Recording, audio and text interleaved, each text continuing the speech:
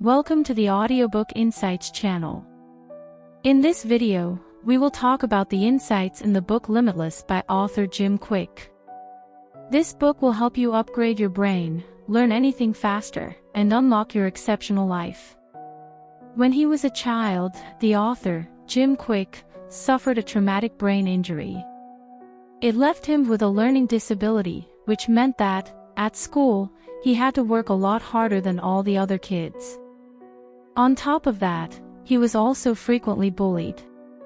Even a teacher once labeled him the boy with the broken brain. For years, the author assumed that because of his injury he had to put a lot of hard work into learning. But in college, Kwik realized that there was a different way. He didn't need to work harder, he needed to learn better. The tips he uncovered allowed him to increase his focus, improve his memory, and start to absorb information faster than ever before. Just like the author, you too may be harboring untrue beliefs about yourself. These parts will show you that just a few changes in your mindset, motivation, and methods can help you become truly limitless. In these parts, you'll learn why taxi drivers have bigger brains than others. How Bach can help you study. And why you're no better at reading than a third grader. Key idea 1. Technology makes our lives easier, but it may be hindering our learning abilities. Is digital technology good or bad? The question may be simple, but the answer is far from straightforward. On the one hand, smartphones and tablets can seem liberating. After all, they do allow us to outsource some of our brain's simpler functions. Sounds great, doesn't it? Well, perhaps not. Some researchers feel that this digital habit is becoming a problem. They believe it hampers our cognitive abilities. Think about how we all constantly switch between tasks, from working to checking notifications to texting. One neuroscientist, Daniel J. Levitin, believes that this process causes the brain to quickly burn up its fuel, leaving us stressed and exhausted. The key message here is, technology makes our lives easier, but it may be hindering our learning abilities. We have constant access to a wealth of information right at our fingertips. It's no surprise then that studies indicate that the average person consumes 3 times more information today than in the 1960s. But pummeling ourselves with all this information isn't necessarily a good thing. That's because being able to look up facts whenever you need them causes your memory to atrophy. It withers away, like an underused muscle. On the other hand, forcing yourself to recall information actually creates and strengthens memories. Overusing technology may also reduce your capacity to think critically. After all, there's no shortage of opinion on the internet. Some would say that it's a good thing.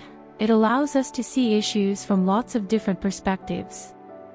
But the truth is that most of us don't actually go looking for varied perspectives. Instead, we identify a few sources we already agree with, and use them to reinforce our beliefs, thus essentially accepting other people's ready-made opinions.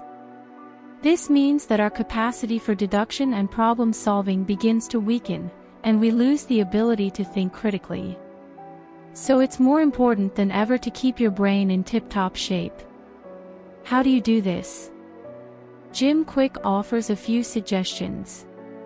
One simple tip, especially pertinent for the digital age, is to spend 30 minutes each day with all your devices turned off.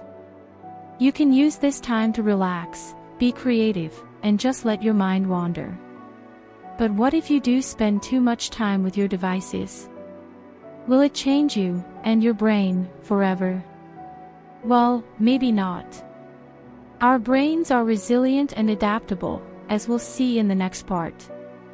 Key idea 2. Each of us has the power to change our brain. How many times have you thought, I'm too dumb to learn a second language, I have a terrible memory, or I'm just not good at this subject?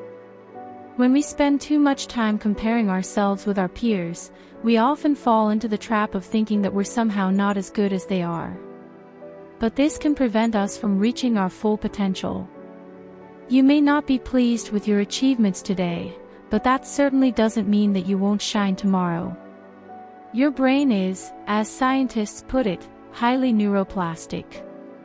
It simply means that, throughout your life, it changes a lot. The key message here is, each of us has the power to change our brain. Lots of people think that our brains reach their full capacity sometime around adolescence. After that, it is, allegedly, all downhill. Fortunately, there's lots of evidence to the contrary. Let's look at London cab drivers. To get a license, they have to do a lot of learning, and they also have to pass an extremely difficult exam. A prospective London cabbie spends 3 to 4 years memorizing each of the 25,000 streets in just one 10-kilometer area of London. All this learning has a profound effect on their brains. Researchers compared London cabbies with ordinary people, and found that drivers actually had more gray matter in their memory centers. The process of learning thousands of streets seems to force their brains to create new neural pathways. It changes the structure of their brains and even makes them bigger. What does it mean for us? Well, the good news is that we can all do exactly the same thing. But first, we need to purge our minds of what the author calls lies. This is an abbreviation that stands for limited ideas entertained. One of the biggest lies we're told is that our IQ is fixed for life. It's not at all as simple as that. Yes, your IQ test scores do tend to remain stable over time. But IQ doesn't measure your ability to learn. Nor does it show your actual intelligence level, which can change and grow over time. This idea of a fixed IQ, is both limiting and negative. Everyone has the potential to be a genius, we just often choose not to believe it.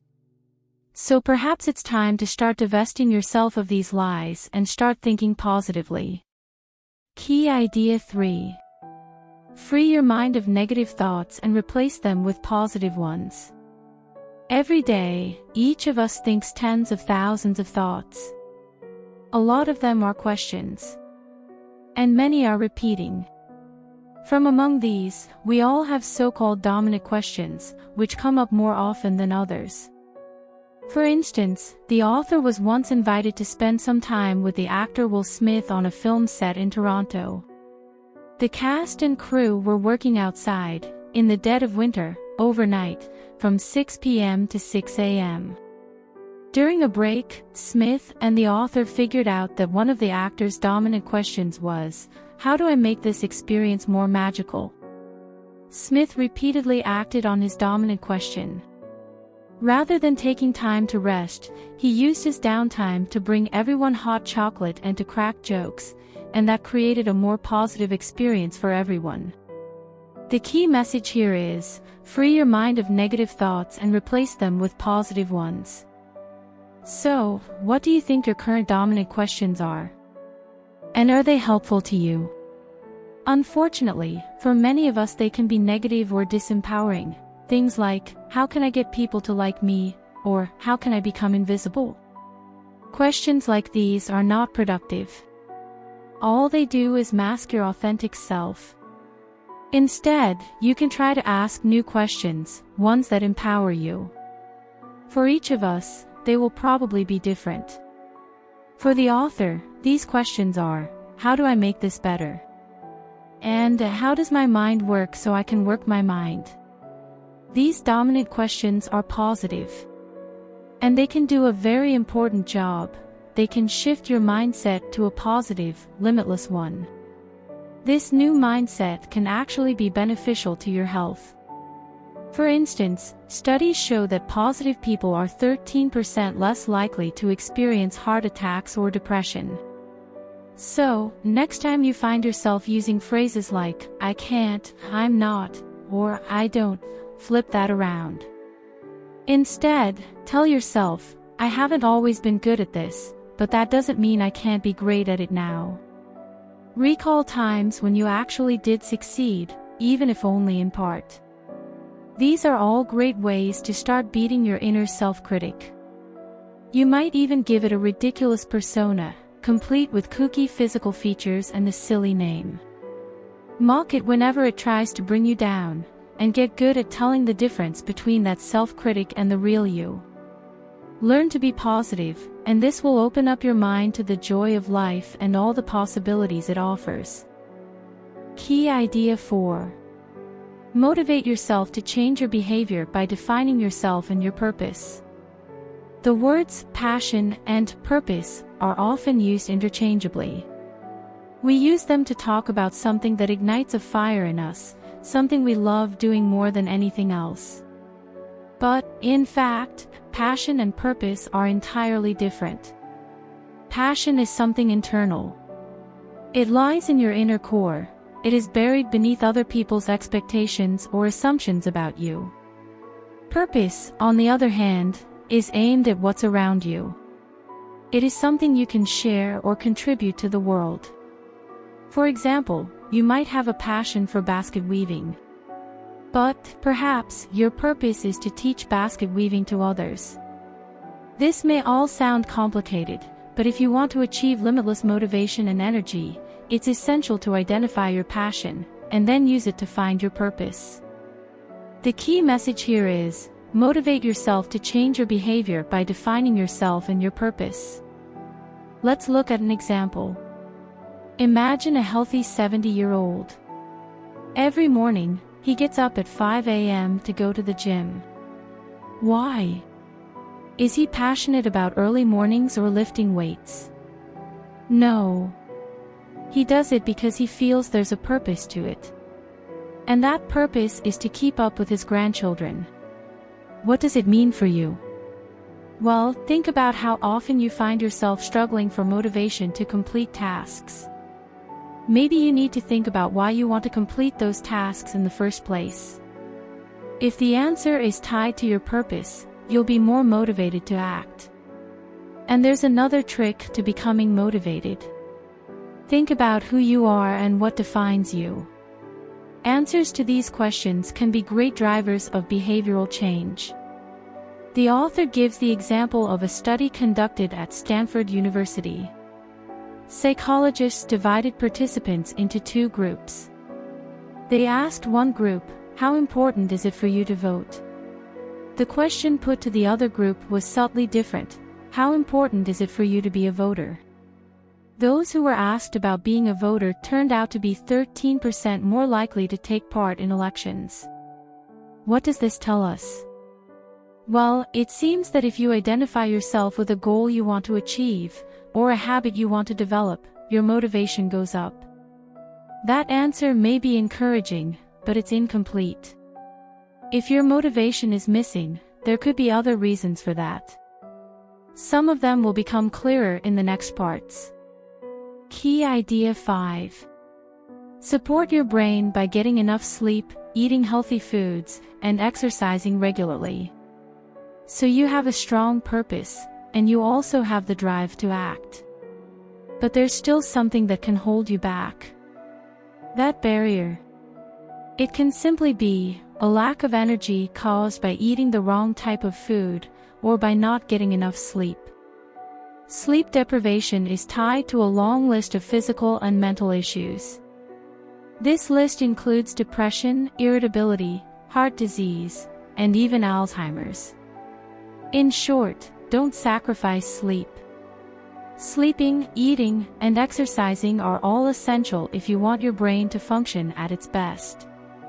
The key message here is, support your brain by getting enough sleep, eating healthy foods, and exercising regularly.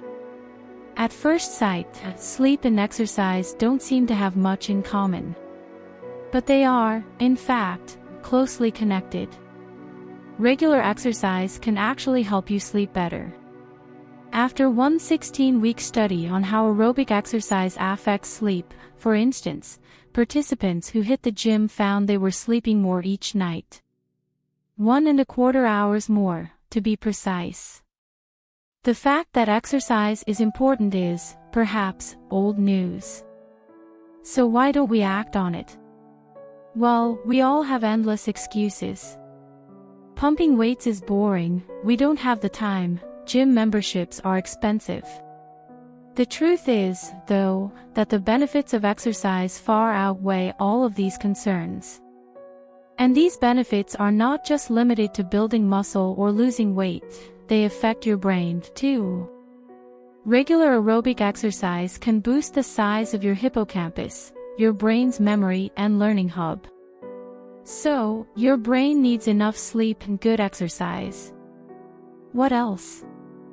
Well, there's another key requirement: high-quality food. According to neuroscientist and nutritionist Dr. Lisa Mosconi, there are 45 distinct sources of brain nutrients. The top 10 are avocados, blueberries, broccoli, dark chocolate, eggs, leafy greens, salmon, turmeric, walnuts, and water. Sleep, exercise, and good food. How do you make sure that getting enough of them becomes a habit? You need to work on it. Building a habit can take anywhere from 18 to 254 days, but, however long it takes, you can do it.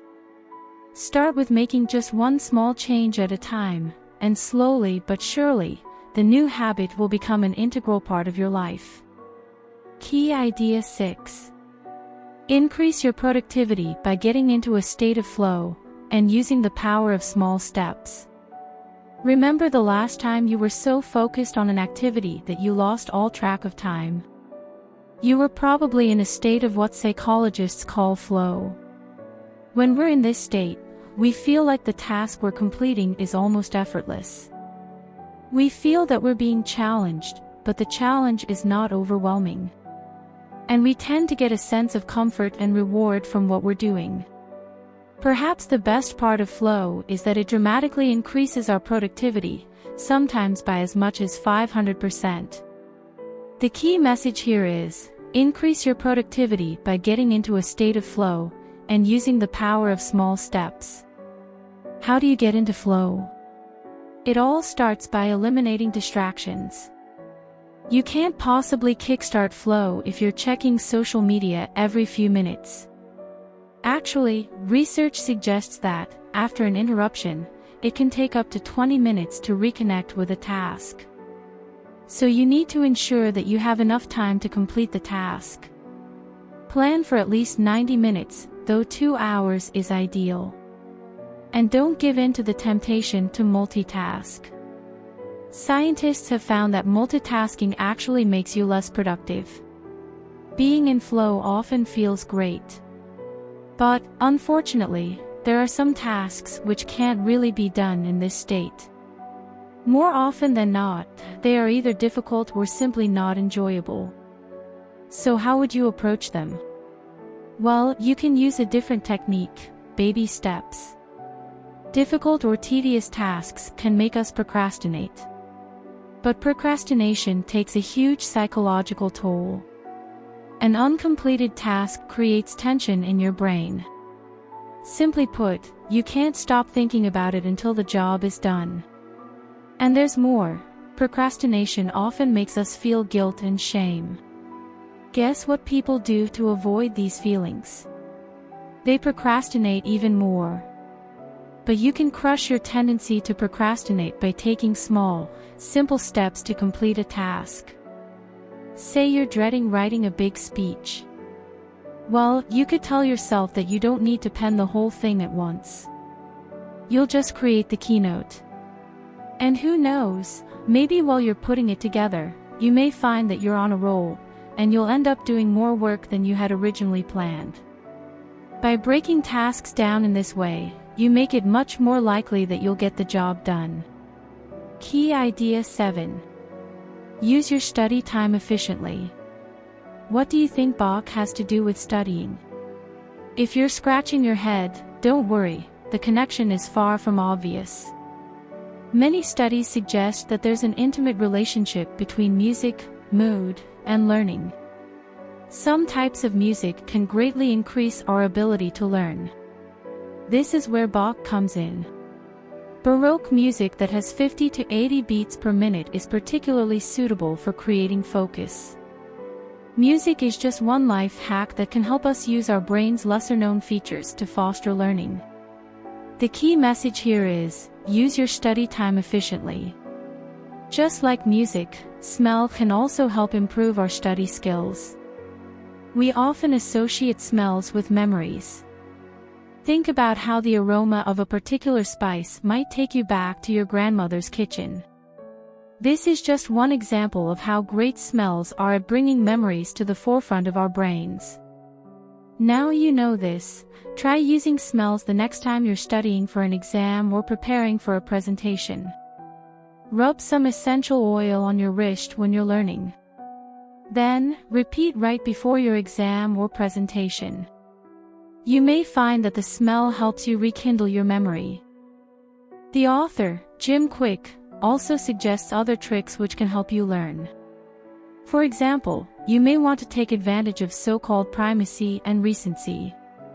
Something you learn right at the start of a lesson tends to stick in your mind for longer. So do things which come right at the end of a session. What does it mean for you? Well, now you know these principles, you might want to plan your learning differently.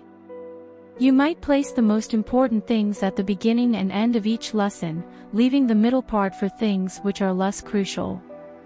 To make good use of primacy and recency, employ the Pomodoro technique. This method involves breaking up your work or studying into 25-minute chunks of productivity called Pomodoros. Each Pomodoro is followed by a 5-minute break. It's as simple as setting up a timer.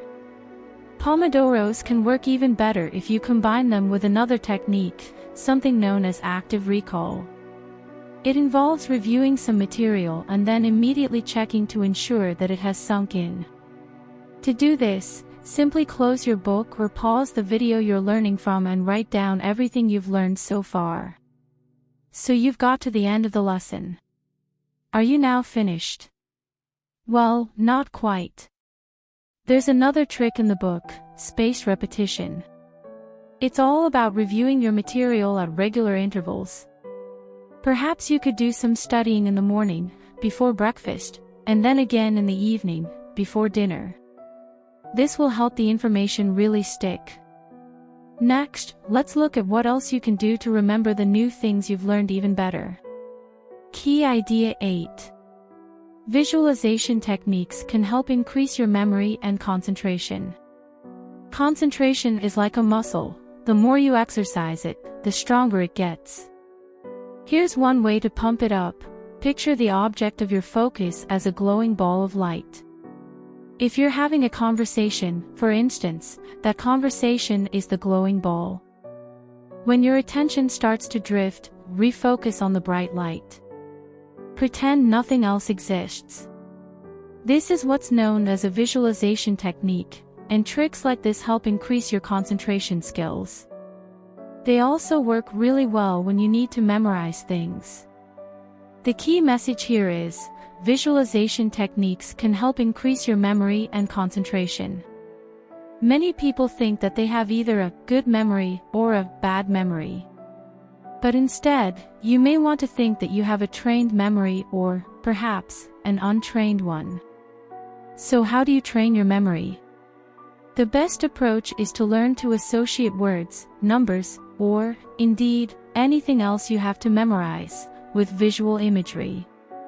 So, how does it work? Let's look at an example. Consider these words: fire hydrant, balloon, battery, barrel, board, and diamond.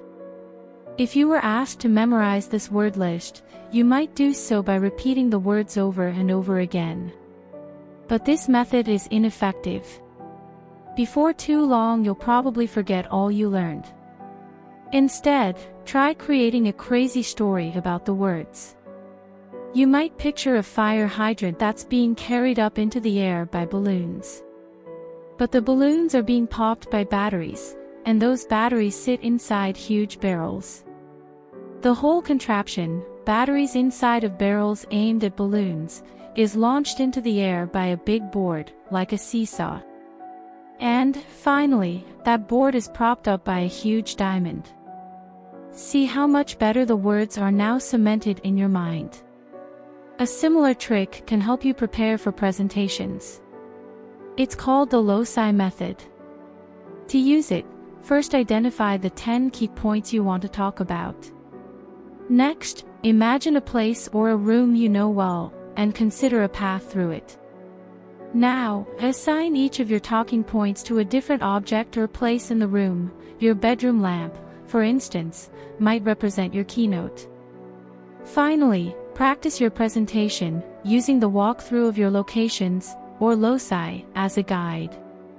With a well-trained memory, you'll be well on your way to learning a new language, giving great presentations, or simply becoming a well-versed expert. Key idea 9. Reading is fundamental to learning, and you can get better at it. Let's face it, reading isn't everyone's favorite pastime. To many people, the task seems difficult, boring, time-consuming. For those people, a long day at work is best finished in front of the television or with a video game. But studies show that there is a relationship between reading ability and success in life. The better you are at reading, the more likely you are to get higher-paying jobs, the greater your opportunities to succeed. And here's something else, reading gives your brain a vigorous workout. It activates many different mental functions at once. It improves memory and increases concentration. If you've given up reading, you've essentially given up learning. The key message here is, reading is fundamental to learning, and you can get better at it. How fast do you think you can read? For most people, it's about 200 words per minute. Shockingly, most adults read no faster than elementary school kids. That's because classes on how to read usually stop between 2nd and 5th grade. Why are some people slow readers? The answer often lies in what's known as subvocalization. This simply means that, as people read, they pronounce each word in their heads. This limits their reading ability.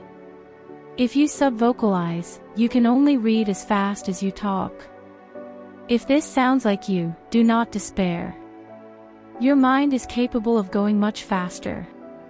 To reduce subvocalization, try counting out loud as you read. Just keep saying 1, 2, 3, and so on as you go down the page. Counting while reading is difficult, but it will train your brain to subvocalize less. You'll begin to see the words rather than saying them. When you learn this skill, reading will feel more like you're watching a movie than hearing a speech. Another great way to reduce subvocalization and read more visually is to use a pacer.